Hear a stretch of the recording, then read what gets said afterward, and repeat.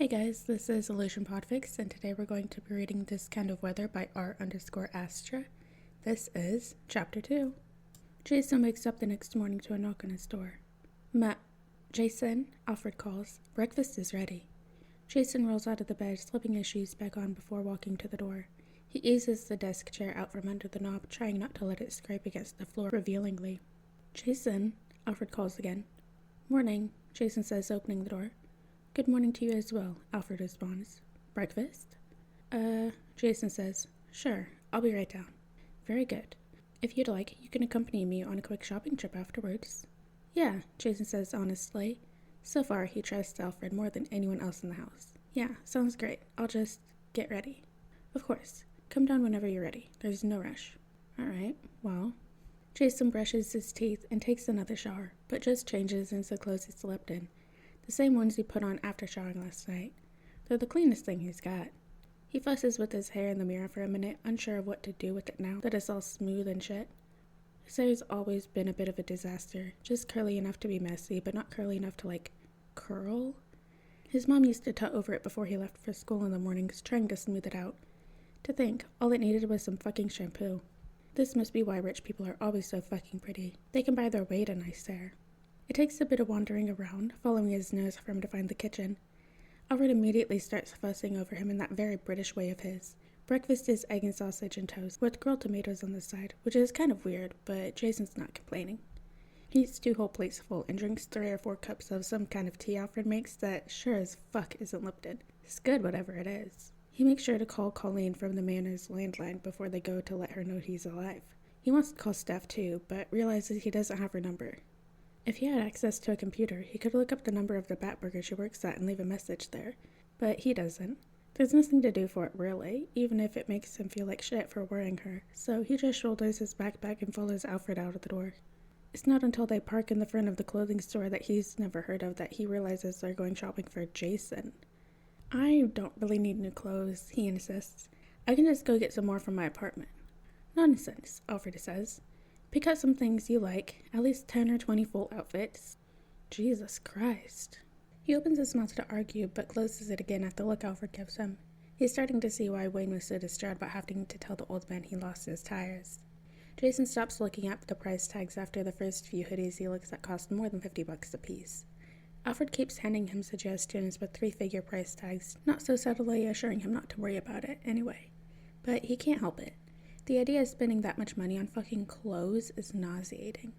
But Alfred asked, and Jason's quickly realizing that he would maybe march straight into hell if Alfred asked him to. So he picks out hoodies and sweaters and jeans and joggers and boxers and soft jersey t-shirts, and on and on and on. Alfred catches him feeling the butter-soft sleeve of a black leather jacket and insists he try it on. He also insists on a sturdy pair of Doc Martens that Alfred claims to have worn when he was Jason's age. Jason's not sure about that, but he says, old men must sometimes live vicariously through the youths in their lives, Jason. And Jason lets it go. Embarrassingly, Alfred has practically every employee in the store running around for them while Jason tries things on, grabbing different sizes and styles and colors. Jason can't remember the last pair of jeans he had that didn't come from a thrift store or a dumpster, so it's not like he's picky. But Alfred has a sharp eye and exacting standards. Every single thing they put in the buy pile fits him perfectly. Sorry about this, he says to one of the employees while Alfred is busy looking at different washes of denim. She just laughs. Honey, this is the most fun I've had all week. You're being such a trooper letting us all play dress up with you. Jesus, that really is what they're doing too. Every new outfit gets scrutinized by at least 4 sets of eyes. Do we have that one in blue? It would really make his eyes pop. No, but we've got red. Ooh, get the red. Yeah, red is definitely his color. He puts his foot down about the shoes. I'm good with boots, he insists. I don't need anything else. The woman's expression dims a little. Sorry, Jason apologizes. They look nice. I like the boots. You're fine, sweetheart, she says. I know this must be hard. She cuts herself off, hesitating for a moment before continuing. I don't know your situation, but I know what clothes look like when you've been sleeping in them. Jason swallows hard. I've been there, and I get it. Do you have a safe place to stay? Yeah, Jason says quietly. I think so. I'm staying with my dad now. He's a good man, your dad? Jason shifts uncertainly. I don't know. I just met him yesterday. My mom died a few days ago, so... Oh, honey, the woman says. I am so sorry. Jason shrugs, head ducked low. Alfred starts calling for him to try something else on. You don't have to keep doing this, the woman says gently. It's okay to be overwhelmed. It's okay. I don't want to disappoint him, Jason admits, voice low. I think he's having fun. He doesn't seem like the kind of man that would want to hurt someone else just so he could have fun. No, he doesn't, does he? You just sit down here, alright? I'll go see what the fuss is about. Jason sits down. Alfred glances at him, looking a little stricken while the woman is talking to him. She looks like she's maybe scolding him a little, which makes the tightness in Jason's chest come back, so he looks at the floor instead and tries to breathe through it. Alfred sits down next to him a few moments later. I'm sorry, Jason says after a few moments of perfect silence. His eyes are still on the floor. Nonsense, Alfred huffs. There's no need for an apology. Another few minutes pass in silence. It was not my intention to make you uncomfortable. It's fine, really. Jason, the old man says carefully, I'm not upset with you, not in the slightest. Only with myself for being an old fool. I've been around the Waynes too long, I suppose. There was a time where the extravagance made me uncomfortable as well. Jason swallows hard. Is it the money, then? We can go somewhere more affordable. It wouldn't make a difference, Jason says quietly. I've never had new clothes before, at all, so anything would feel too expensive. After a minute he adds, and I like the clothes we picked out. Really, I do. All right, we'll get these then. In the future, would you prefer to purchase clothes without trying them on? We can always get them tailored. Jason laughs a little at that, low and fragile. Tailored. No, it's really okay. It's just a lot. Yesterday I was squatting in a condemned building, so... Alfred doesn't seem to know what to say to that. Jason keeps his eyes fixed on the floor. That is perfectly understandable, he says eventually. What would you say to an early lunch? Yes. He would say yes. He loiters about the store while Alfred checks out, not wanting to see the total he's sure is going to be more than a month's worth of rent. He's standing in front of one of the weird trifold poster-looking mirrors in the dressing rooms, messing with his hair when Alfred finds him again. Our purchases are being brought out to the car, he says. We may depart whenever you're ready. Okay, Jason says, stepping back from the mirror. Lunch, then? Correct. Do you have any restaurant in mind? Not really, Jason says. He's never been anywhere but fast food places, and he doesn't think Alfred approves of those. Wherever you want is fine. I'm not picky. Wonderful. I know just the place. Jason stops to say thank you to the woman from before. He feels weird not knowing her name, but he also feels weird asking for it, so he just thanks her and follows Alfred out the door. He was a little worried that Alfred was going to take them to a fantasy place, that he'd have to use the forks in the correct order or get thrown out or some shit like that, but he doesn't. It's a small place with a French name that sounds fancy, but it's pretty casual inside, and they've got a truffle mac and cheese that Jason would literally die for, even though he doesn't know what the fuck a truffle is. He thought they were fancy chocolates, but now he's pretty sure he's wrong. Alfred, he decides over a rousing discussion of Shakespeare, is the fucking best. Everyone else in the Wayne manor pales in comparison. Granted, he thought Wayne was going to rape and or murder him yesterday, and he hasn't met the other two yet, but he's pretty sure Alfred's place at the top of the list is secure. I'm so very glad to have someone else in the household who truly appreciates the bard, Alfred tells him. When we return to Wayne Manor, I will have to introduce you to Master Bruce's collection. Wayne has a Shakespeare collection? Jason asks, disbelieving. A rather extensive one, yes. I used to read plays to him when he was a very small lad, and Shakespeare was always his favorite. In the years after his parents' death, he read them constantly, often holding himself up in the library for hours on end. Coriolanus was his favorite. He read it over and over. For a span of a few months, I couldn't get him to read anything else, no matter how hard I tried. Coriolanus? Jason asks, making a bit of a face. Not my first choice either, Alfred agrees with an amused quirk of his lips. Alas, he would not be dissuaded. Jason tenses as soon as they enter the door. Someone is yelling. Someone he doesn't know. A man. Young but grown. Angry. Oh dear, Alfred says, but he seems a bit more exasperated than concerned, which settles Jason's nerves a little. Alfred takes his lunch leftovers to the kitchen. Jason leaves the shopping bags by the door and wanders towards the source of the noise, ending up in a sort of living room with a couple couches, only one of which is occupied. A man, Jason doesn't know, has his back to the door, gesturing wildly as he yells at whoever's on the couch. The fuck is wrong with you? Can't you see this is totally massively inappropriate? What the hell were you? The yeller stops yelling and spins around as Jason steps in the room, neatly sidestepping to block Jason's view of the couch. He's 5 or so years older than Jason, but an inch or two shorter. Light brown skin, strikingly dark hair, big blue eyes. Pretty. Magazine pretty. Actually, Jason's pretty sure he's seen his face on a couple of magazines. Hi, he says. You must be Jason. I'm Dick. Hey, Jason says, taking the hand Dick extends and shaking it. Great to meet you. Uh-huh, Jason says, craning his neck to look over Dick's shoulder at the couch. Wayne's laying on it. Is he okay? Who? Dick says, not convincing at all, considering he keeps shifting to try and block Jason's view. Jason scowls at him, opening his mouth to say something that he'll probably regret, but then Alfred walks in. The old man's whole demeanor changes the second he lays eyes on Wayne, from mild irritation to a sharp kind of fury that has Jason praying it never turns on him. Bruce Thomas Wayne, he snaps. What is the meaning of this? Wayne bolts upright on the couch, looking at Alfred with guilty and slightly glassy eyes. Oh, he's hungover. He seems pretty steady, but his face is a little pale, and there's a faint sheen of sweat at his temples. He's still wearing yesterday's clothes. There's a small glass tumbler and an empty bottle of scotch on the coffee table. Stayed up late drinking. Slept it off until about now, probably. Dick's glancing at Jason nervously, like he thinks he's going to freak out about it, which is really fucking annoying. He's not a little kid. Wayne doesn't even look like he was that drunk. Upstairs, Alfred orders furiously. Now. Wayne stands, glancing at Jason before he heads for the door. He opens his mouth to say something, but Dick steps between them, blocking Jason from his view. Don't talk to him with alcohol still on your breath. The older boy nearly snarls. Wayne looks a little helpless. He meets Jason's eyes over Dick's shoulder with something like contrition, then walks out of the room, Alfred following behind him. Hey, Dick says, pulling Jason's attention back from the empty doorway. I'm really sorry about that. Are you okay? Of course, Jason says. Why wouldn't I be? Dick visibly hesitates. Nothing, just, he shouldn't have done that. What, drink a little scotch? Jason scoffs. His chest feels tight again. His hand itches to press against his breastbone, but he keeps it firmly at his side. It's a free country. Something painful looking pinches up on Dick's expression. He get angry when he drinks? Jason asks, his tone careful. No, Dick says quietly. Just sad. Well, Willis used to say that Jason has a talent for pissing people off, so he probably shouldn't count on that. Jason nods anyway. I've got to go put my shit away, he says. Nice to meet you.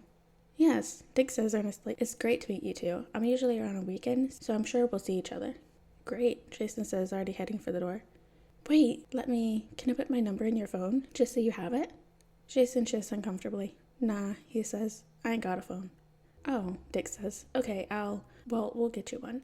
Bruce probably didn't realize. Jason shrugs. It's fine. I don't need one.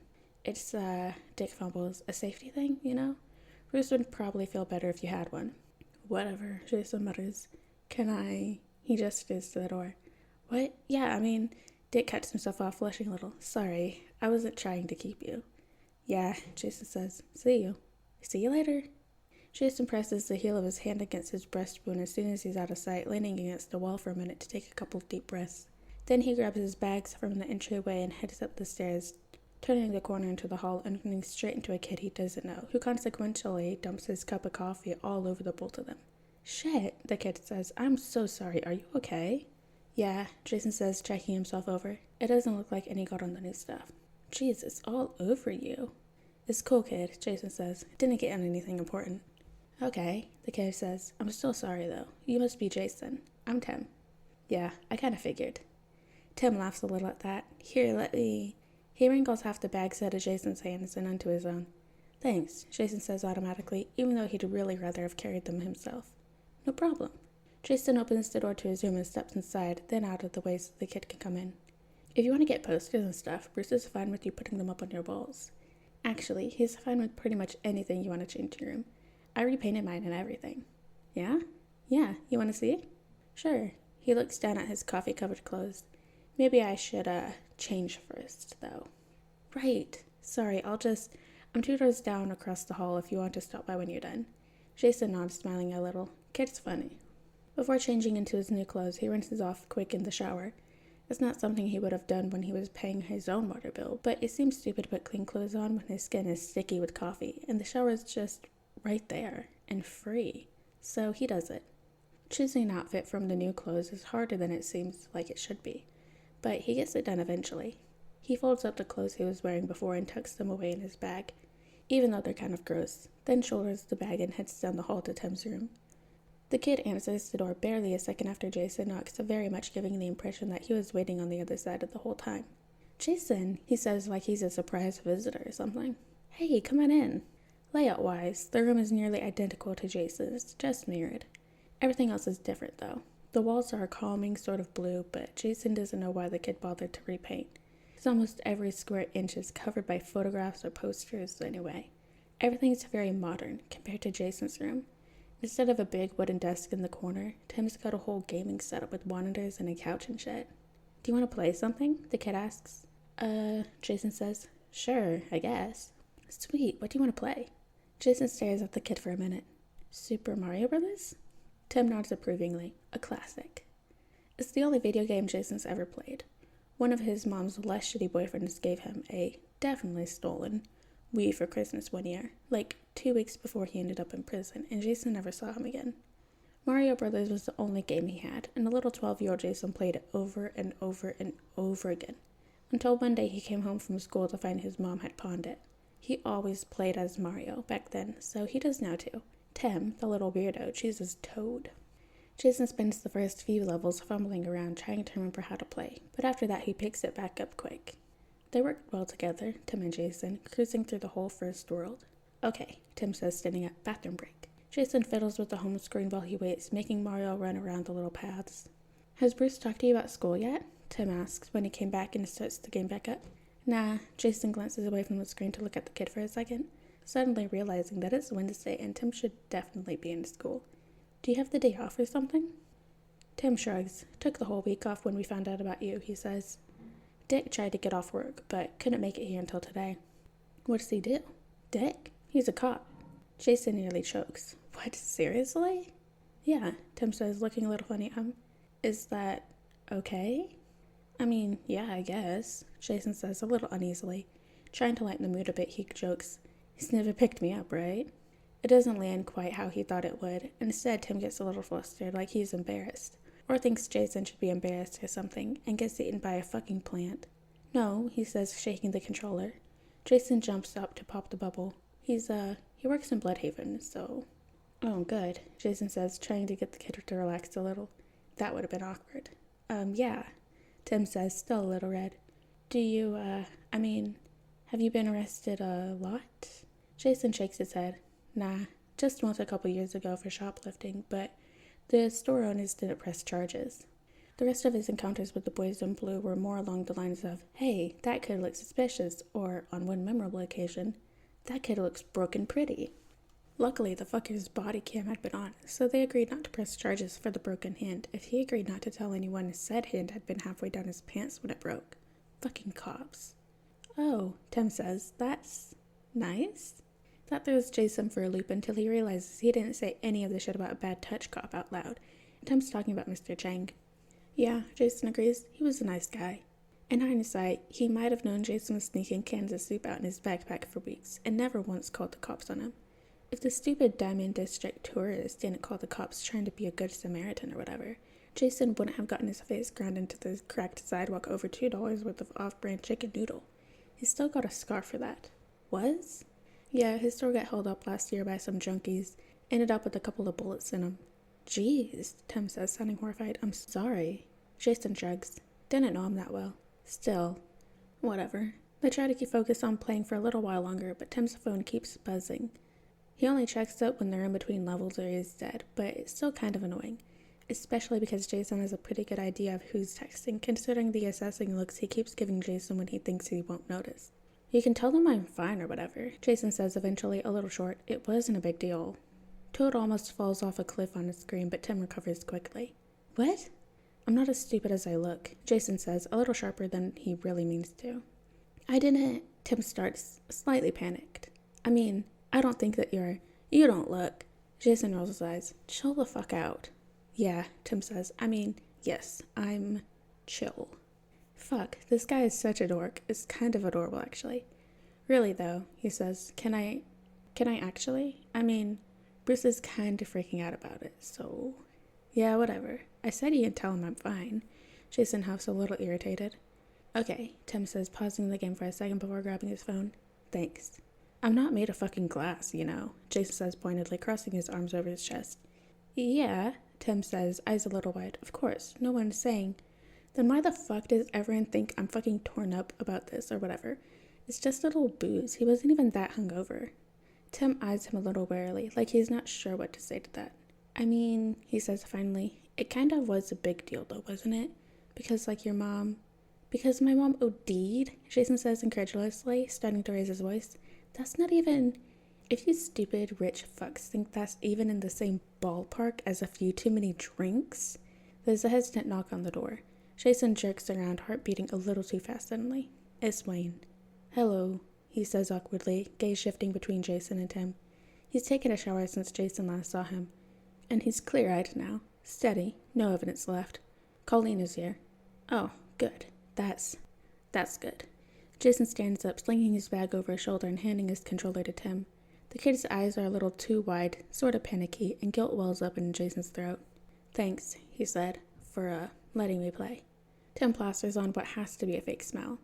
We can play some more later, if you want. Yeah, Jason says, a little gruff, feeling even worse now that the kid is being so fucking graceful about it. Sure, thanks. Cool, I'll see you later then. Jason nods awkwardly, then follows Wayne out into the hall. You and Tim are getting along? Jason grunts noncommittally. Wayne doesn't seem to know what to do with that, so he just says, Colleen is waiting in my study. His study. Jesus Christ. Apparently they're living in the mansion from Clue. About this morning, Wayne starts awkwardly. I'm sorry you had to see that. I didn't mean for... It's okay, Jason says quickly. Wayne frowns. I don't think it was okay. It's not going to happen again. Okay? Something that's not quite frustration flashes across Wayne's face, making Jason's shoulders tense. You don't believe me, he says like it's a fact, which it is. Jason hesitates, not sure what the best move is here. No matter whether he answers yes or no, he's disagreeing with Wayne. He's saved from responding by Colleen poking her head out of the study door. Jason, she says warmly, how are you doing? You look good. Jason turns toward her and away from Wayne, feeling his shoulders slump a little in relief. I'm good, yeah. Good, she says. Mr. Wayne, if we could have a few moments in private? Of course, Wayne says, as long as you need. Colleen agrees, and she pulls Jason inside the room and closes the door behind them, leaving Wayne alone in the hall. The study even looks like the one from Clue, with a stupidly large desk that looks like it's made out of something expensive. Mahogany? Whatever. Rich people would. Colleen herds him to one of the couches in front of the desk, sitting down on the opposite end from him. How are you really, Jason? Jason shrugs. Fine. Mr. Wayne is still treating you well. I haven't really talked to him that much, Jason says honestly. Alfred took me out to get new clothes this morning, though. We got lunch. That's good, Colleen says. You like Alfred? Yeah, Jason nods. Alfred's cool. And the boys. You've met them. Yeah, Tim's a dork, but he seems alright. And Richard? Jason tries not to make a face. He's fine. He's a cop, you mean? So you don't trust him? Yeah, well, Jason mutters. Jason, Colleen says, leaning forward. Did you forget I grew up in the alley too? I'm not going to judge you for not trusting a cop. Jason smiles a little without meaning to. God, why couldn't he have had someone like Colleen the last time he ended up on the CPS's radar? Thanks, he said. Of course. She pulls a folder out of her shoulder bag but doesn't open it. Is there anything else I need to know about? Jason shakes his head. Nothing important. They're treading lightly and shit. Good, Colleen says, surprising him a little. They should be. You deserve to be treated carefully. He doesn't know what the fuck to say to that. Is it alright if I bring Mr. Wayne in now? Jason nods, wrapping his arms around himself and sinking back into the couch cushions a little bit. I've asked Alfred to bring up tea, Wayne is saying when Colleen lets him back in. Unless you prefer coffee. Tea is fine, thank you, Colleen says, sitting back down. Wayne hesitates for a moment, then drags an expensive-looking chair out of the corner and sits on the short end of the coffee table in front of Jason, instead of taking the seat on the other side of the desk. Colleen seems to approve. She opens her folder, but Alfred arrives with the tea before they can start. Even though he shouldn't be, Jason is surprised that it's tea like tea in books, with little platters of tiny sandwiches and the kinds of cookies that look like they should be called biscuits. Jason is suddenly starving. Quietly, he asks Alfred what everything is and lets the old man heap his plate full and suggests a tea. It's only after Alfred's left and Jason's ate half a dozen finger sandwiches that he realizes Colleen and Wayne are talking about school. Specifically grades. His grades. It shouldn't be a problem, Wayne is saying. Maybe a tutor to help him catch up, but my annual donation is, to be frank, obscene. I cannot guarantee admission by next term at the late. What admission? Jason interrupts. Where? Wayne doesn't seem to mind. Gotham Academy. It's where I don't want to change schools. Colleen and Wayne share a look. Jason, Colleen says carefully, Gotham Academy is a very good school. You'd have a lot of opportunities there. I like my school. He has friends there, connections, teachers who get it, who let him turn in homework late when he came in with a black eye, who didn't write him up for falling asleep in class after late shifts, who let him sit in their classes during lunch when he's having a bad enough day that the thought of the cafeteria has his hackles rising. Yeah, there were shitty ones too, but isn't that true everywhere? It has the lowest graduation rate in the city, Wayne says. Jason bristles. Only because it's underfunded, he snaps. You're supposed to be a philanthropist or something, aren't you? Why don't you make donations to schools that actually need the money? There's a sudden beat of silence. Heavy, oppressive. Jason's chest hurts. He shouldn't have said that, probably. His heart is doing that weird off-rhythm thing again, slamming against his ribcage like it's trying to break out. Okay, Wayne says. What? I'm sure I can work out some sort of scholarship agreement with the school. I've been meaning to do more in the education sector anyway. What? Jason says out loud this time. Do you have any ideas for reform? Or if you can give me a list of teachers you think would be interested, I can put together a committee. You going to sponsor Aubrey James High? Jason asks. Sure, this is some kind of joke. Yes, Wayne says, if that's still what you want. It's a good idea. I'm sure there's a lot of other students there who would benefit, like your friend Stephanie. Jason stares at him. Unless you don't want me to? No, Jason says. No, you're right. It's a good idea. I'll give you a list of teachers that can help. Great. I'll contact the district first thing tomorrow morning. Jason looks at Colleen, but she's equally taken aback. Aubrey James is a disaster of a high school. Chronically underfunded, understaffed, overcrowded at times, outright dangerous. Why? Jason asks. Why are you? Because the school could use help. His voice lowers a little, and then he adds, and because you asked. Because I asked? Because you asked, Wayne repeated. Anything within reason, remember? Yeah, he does remember. He didn't think. All right, Colleen says, standing up. Wayne stands up as well, which is an etiquette thing maybe. Jason's not sure. He stands up too, just in case. The school issue was at the last on my list. If you've got the paperwork from the courthouse handled, Mr. Wayne. My legal team is on it, Wayne says, and please, Bruce is fine. Bruce, then, Colleen smiles a little. I'm sorry to rush out, but I have another appointment. No apology required, Wayne says. Thank you for your time. They shook hands, then Colleen pulls Jason into a tight hug. You still have my number. Jason nods. He memorized it last night before going to bed. Okay, call me if you need anything. I'll walk you out, Wayne offers after Jason agrees. God knows I get lost often enough, and I've lived here all my life. The two of them walk out and Jason shoulders his bag, planning on heading back to his room, but then Wayne sticks his head back through the door. Jason, do you mind waiting for a moment? I had something else I wanted to run by you. Sure. Great, thanks, bud. I'll be right back. Jason sits back down slowly.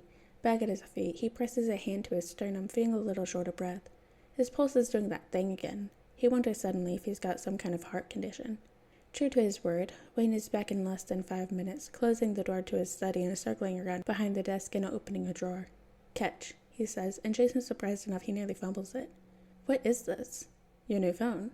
This is just the newest iPhone. Literally the most expensive phone money can buy. Jason doesn't know a single person that has one. It's too much. Don't worry about it, Wayne says. Tim breaks 2 or 3 of those every year. That entitled little shit. I won't break it. Wayne sits down in the same chair from earlier, dropping a folder on the coffee table. He smells like Jason, but not the magazine smell. But the secret smell from the Bat Burger, 10 times smaller and 100 times more real. I didn't think you would, he says. But it's just a thing. Things can be replaced. Jason turns the box over in his hands gently. He swallows. What's in the folder? Funeral arrangements, Wayne says bluntly, pushing the folder towards him. Jason stares at him, then at the folder. He flips it open. There's a picture of a church, the big fancy one on the corner of the church they used to go to when Jason was little. And Saturday's date written in neat block letters in the margins, followed by 10:30, luncheon after. A tear drips down onto the page. Jason wipes his face quickly with the cuff of his new sweatshirt, but his vision stays blurry. The next page is a printout of information of the casket. The next, floral arrangements. Jason holds back a sob, pressing his fist against his mouth hard enough to hurt. I'm sorry, Wayne says. I shouldn't have dumped all that on you No, Jason says. No, I'm fine. He's not fine. He's barely holding back tears. Thank you. Thank you. Wayne sits down on the couch next to Jason, hovering a hand over his shoulder for a moment before pulling it back and sitting quietly while Jason gets himself back under control. I'm sorry, Wayne says after a minute, soft eyes meeting Jason's. I should have given you more warning. Wouldn't have mattered, Jason says quietly, voice a little rough. Seriously, though. Thank you. You didn't have to do all this. Maybe not. But there's no world in which I wouldn't have. She was your mother. Jason doesn't know what to say to that. So he picks up the folder again, instead flipping through the pages. Let me know if there's anything you want to change, Wayne says. The flowers or... No, Jason shakes his head. No, it was perfect. She would have loved it. Wayne is silent. Jason scrubs a hand over his face, eyes still brightening a little with unshed tears. I don't have anything to wear to a funeral. Do you want a suit? A suit? We could go to the tailor if you want. You mean, Jason says uncertainly, right now? No, it's... Wayne checks his watch. The shop would be closed by the time we got there. Tomorrow? Jason bites his lip. A tailor. A suit. You don't have to. No one would mind if you wore something else, but you can get one if you want. Jason thinks about it for a minute. Yeah, okay. Alright, I'll make an appointment. Thanks. Of course. Wayne stands. The phone's already set up, and I added the boys, Alfred, and myself to the contacts. Jason nods. I've got some paperwork to do, but you're welcome to stay if... Quickly, Jason gets to his feet. No, I'll get out of your way. Alright, Wayne says. Dinner's at 6:30. Okay, Jason says halfway out the door. Thanks. 1 second, Bruce calls out. Jason stops, turning around. Wayne is holding out an envelope. It's a letter, he says. From your mother. Oh, about what? It was addressed to you. No one else has read it. Jason shrugs. He reaches out, taking it. His name is written on the front in his mother's hand. She left explanations with her lawyers. If there's anything that you want that's not in there, I can get you copies. Thanks, Jason says quietly, turning the envelope over in his hands, finger tracing the folds. Of course. Let me know if there's anything you need, alright? Jason nods, probably a little jerkily, and steps into the hall. He goes to his room, dumping his bag on the floor and flopping down next to it on the plush rug on the far side of the bed. Tracing over the looping lines of ink on the front of the envelope with a fingertip, Jason wonders what she could possibly have written inside. How do you explain something like this? She lied to him. To everyone. How did she even end up with Jason? Did she steal him from a fucking hospital? From a backyard or a playground? Or... Jason squeezes his eyes shut, taking a deep breath. He pulls out his old copy of Pride and Prejudice out of his backpack and tucks the letter inside the pages, then puts it back and rezips the bag. He'll read it later. After the funeral. He doesn't want... If whatever explanation she gives him isn't enough, he doesn't want to know it at her funeral. He can't be mad at her at her fucking funeral. To distract himself, he takes the phone out of the box, fiddling around with the settings and downloading some free apps. He doesn't mean to fall asleep, but the next thing he knows is waking up in a dark room curled up on the rug. Jesus, did he even close the door? Would he have woken up if somebody came in? He presses a hand over his sternum and forces himself to take a deep breath. It's fine. He would have woken up, and his bag is right where he left it, undisturbed. It's a little alarming, yeah, but he must have been really tired. How long did he... Shit, did he miss dinner? Worried, he pats the rug around him, looking for the phone to check the time. As soon as he sees a text from Alfred on the notification page telling him that dinner will be ready in 10 minutes. It's probably what woke him up in the first place. He lets his head thump back against the floor, equal parts relieved and anxious. Sitting at the table with the Waynes for an hour or more might be fine, or it might be terrible. Either way, there's nothing for it. He can't just not show up. Not after Wayne and Alfred both reminded him. Groaning a little, he pushes himself up, scrubbing at his eyes. His bladder is yelling at him, so he heads to the bathroom to piss. Then he splashes some water on his face to try and wake up a bit. His reflection in the mirror looks just as tired as he feels. He scrubs at his eyes again, then smooths down his hair a little to straightens his clothes. Good enough. He goes to grab his bag, and then it occurs to him all of a sudden that it's probably weird that he was fully planning on taking it down to dinner with him. Will it piss Wayne off if he brings it? Probably not. He hasn't gotten mad yet. It doesn't matter how he seems, though. Jason hasn't seen him angry yet. And bringing his backpack, it would look like Jason doesn't trust him, doesn't feel safe in his house, and, he doesn't, but that doesn't matter. He'll feel a hell of a lot less safe if he pisses Wayne off. He puts the bag down next to the bed, then picks it up again, growls under his breath and puts it back down, paces the room a bit, then goes and picks it back up. You can bring it down with you, Wayne says. Jason flinches, whipping around to face the man standing in the doorway. How long has it been there? To dinner, Wayne says. You can bring your bag to dinner. I don't mind. Alfred won't either. Jason stares at him. It doesn't matter, he lies, dropping the bag by the bed. I don't need it. It's a lesson he learned early. Hiding your weak spots. Never let people know what's important to you and they can't take it away. Of course, Wayne already saw him acting like a fucking maniac about it, so it doesn't really matter. He's failed twice. First at the funeral, now with the bag. It's okay, Wayne says, voice quiet in a way that has half of Jason's brain bristling and the other half wanting another fucking hug or something. Really, you can bring it with you. I don't need it, he insists, heading for the door. All right, Wayne says, whatever you want. His heart thumps a little faster as they step into the hall. He presses a hand against his breastbone, hard. Jason, Wayne says, you're hyperventilating. No, he's not. He's not. He's not. It's just, his books are in there, and the photo of his mom, and the letter, the last word she'll ever. It's okay, Wayne repeats. Do you want me to go get your bag, or do you want to go back for it? I don't need it. I believe you, but would it make you feel better? Yes. God, fuck yes. Then go get it, Wayne says in that calm, gentle voice. No one in this house is going to judge you for that, okay? We all have our things. Jason scoffs, a little breathless. What fucking things do you have, Wayne? Pearls, he says immediately. I can't. Pearl necklaces used to give me a panic attack. My mother was wearing one when she died. I couldn't stand the sight of them until I was 19. Oh, no one is going to judge you for being a little protective over your possessions, Jason. Least of all me. Jason goes for the bag. Better? Wayne asks when he comes back. Better, Jason admits quietly. Good, Wayne says, smiling with just his eyes. Let's go. You must be hungry.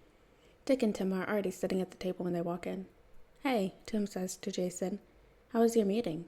Jason drops into his seat next to him, tucking his bag between his feet. Good, he says. She just wants to talk about school shit mostly. When are you starting? Maybe we'll have some classes together. Jason grunts a little. Not going to your school. I'm staying at mine. Tim's face goes blank as he processes that. Really? Yeah. Jason shoves his hands into his pockets. Wayne is going to sponsor the place. Oh, Tim says. Oh, that's great, I guess. Sucks that we won't be at the academy, though. It'd be nice to have you around. I'd probably just end up beating the shit out of someone and get expelled anyway. Yeah, maybe, Tim allows. Most of the kids there are assholes. I wouldn't blame you. Jason laughs, and then Alfred is coming in with the food, already plated like they're at a restaurant or something, with steak and roasted potatoes and some kind of green vegetable Jason recognizes but doesn't remember the name of. Thank you, Jason says when Alfred sits down. You're quite welcome, my dear boy. He pats Jason's shoulder in a very grandfatherly sort of way, then continues serving the rest of the table. Jason pockets a roll. It's a good lift. No one should have noticed, but at his side, Tim stills for a moment, almost like he... But the younger boy doesn't say anything, just starts up a conversation with Dick about some new movie that's coming out that Jason's never heard of. Clark's coming over for dinner tomorrow, Wayne says. Tim jerks his head around. Oh, did he find something? Wayne gives him a long-suffering sort of look. Tim flushes, glancing at Jason guiltily. Dick facepalms. What's going on? Jason asks, glancing between the three of them. Who's Clark? He's a friend of the family, Dick says. Wayne shoots him an unreadable look and Dick stops talking. Clark's a good friend of mine, Wayne tells Jason. He's also an investigative reporter. He's looking into something for me. Jason rests his fork on the plate. He's looking for my mother. Yes. The room feels still, expecting, like the air itself is waiting for Jason's reaction. Tense. Okay, he says, taking another bite of the potatoes. In his periphery, he can see Dick and Tim sharing a look. Any decisions to make will be yours and yours alone, Wayne says. It's just so you have the option. Okay, Jason says. Jason doesn't. It's not that Jason doesn't care, but he doesn't care right now. There's all the time in the world to decide what he thinks about his whole biological mother situation. He'll think about it after the funeral. We can stop looking if you want. Jason shrugs. It's fine. Wayne hesitates, looking concerned. Do you...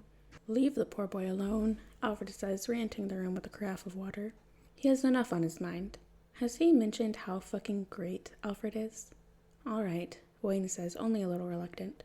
Will you deign to sit with us tonight? Alfred gives him a flat look. Wayne says something else, too low for Jason to make out across the table. Oh, all right, Alfred huffs. But use your young ears to listen for the timer. We mustn't let the dessert burn. So tomorrow, Dick says while Alfred is fetching a plate for himself and sits down. Just one Kent, or are the others coming as well? Wayne glances at Alfred, wincing. The old man looks distinctly unimpressed. I meant to tell you. Once again, Master Wayne, your ability to choose friends far surpassed your etiquette, Alfred says crisply, then turning to Dick. Mr. Kent will be bringing Miss Lane and both children with him tomorrow for dinner, as he very politely asked my permission to do several days in advance. Wayne winces again. Connor didn't tell me he was coming over. Tim whips out his phone immediately, typing furiously. Dick leans across the table towards Jason. Tim and Connor sitting in a tree, he sings hushed conspiratorially. Kissi. Tim throws a knife at him. A knife. Not a butter knife. A steak knife. Right at his face. Jason jerks forward, a sound of warning in his throat, and Dick plucks it right out of the air, laughing.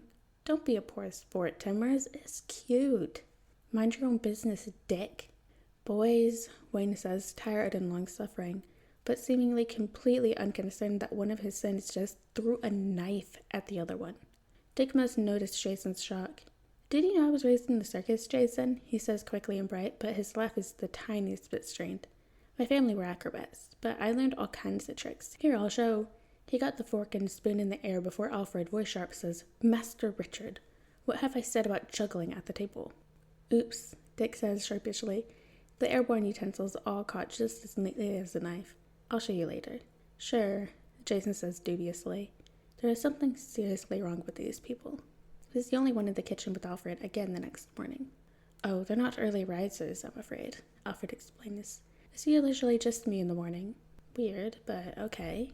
He and Alfred chat for a while, then he offers to show Jason the library.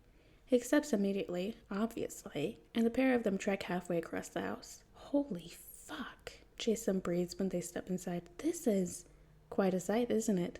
It's gorgeous, is what it is. A work of art. There must be thousands of books. Tens of thousands. Jason doesn't even know how to estimate it. Alfred says something about grocery shopping and leaving Jason to explore, trailing his fingers along the spines of the books in rows after rows of shelves. There's a little rolling ladder on trucks like he's only seen in the movies. Little nooks along the shelves with couches and chairs and tables. In the back of the room, well away from any of the shelves, there's a sitting area with a big old fireplace. Jason's in love. After wandering around for an ungodly amount of time, he stumbles across the fiction section, grabs a novel he's never heard of before but looks well read, and sits down in the nearest reading nook. An undetermined length of time later, Wayne says, I've always liked that one. Jason nearly jumps out of his skin. Sorry, Wayne says, looking genuinely contrite. It's fine, just didn't realize you were there. Alfred sent me to fetch you for lunch. I tried to call, but... Fuck. I think I left my phone in my room. Sorry. It's alright, Wayne nods at the book in his hands. How do you like it so far? Jason's fingers brush over the lettering on the spine. The brother's Karamazov. It's good. You can keep it in your room if you want. Seriously? Or leave it here. It's just nice to see someone get some use out of the collection. Wayne cracks a smile. Dick and Tim aren't exactly avid readers. Thanks, Jason says honestly. Of course. Wayne looks a little awkward. What's mine is yours, Jason. Jesus, that's... Jason's not going to think about that. There's a beat of awkward silence, then Wayne says, Lunch? Right. Jason stands up, making note of the page number before setting the book back down and picking up his bag. As he walks to the dining room, Wayne says, We should head to the tailor after lunch. Your appointment's at 1:30. He'd forgotten about the tailor. You still want to go?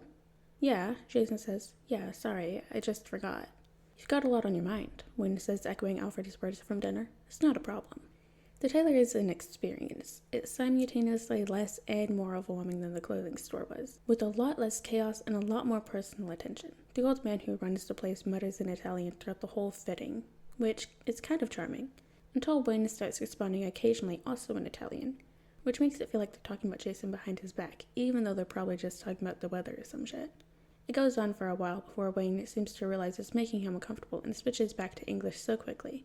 He's lucky he doesn't give himself whiplash. The old man pauses for a moment, glancing at Wayne, but then switches to heavily accented English without comment. Turns out they were talking about Tim, and how he hasn't ungrown his last suit yet. I prefer this one, the old man says, patting Jason's knee. Grows fast like his papa. He will pay for my new car. Jason flushes, probably bright red, but Wayne just laughs. Yes, I'm sure we'll be back here soon. Your papa was here every 6 weeks when he was Timothy's age, the tailor tells Jason. Grew like a weed. Scrawny little thing, all limbs. Jason has a hard time believing it, considering Wayne's built like a brick shithouse. Then again, Jason was a scrawny little shit until he hit his latest growth spurt. So maybe it's genetics, and he's just between the scrawny and the shithouse stages. God, he hopes so. When they're done, the old man shoots them out of the shop with the instructions to pick up the suit tomorrow afternoon. Isn't that fast? Jason asks when they're in the car. For a whole suit? It's a personal favor, Wayne explains. I've known Massimo my whole life. He made the suit I wore to my parents' funeral. Oh. Jason feels the uncomfortable urge to apologize, but he can't decide whether or not it would be weird. Is there anywhere else you want to go while we're out? Wayne asks, apparently oblivious to Jason's inner conflict. Jason's about to say no, but then he glances at the time. Yeah, actually. Wayne's eyes crinkle a little when he smiles. Where to? Alright guys, and that is going to be the end of chapter 2 of this kind of weather by R_Astra. I hope you guys liked it, and I'll see you in the next chapter.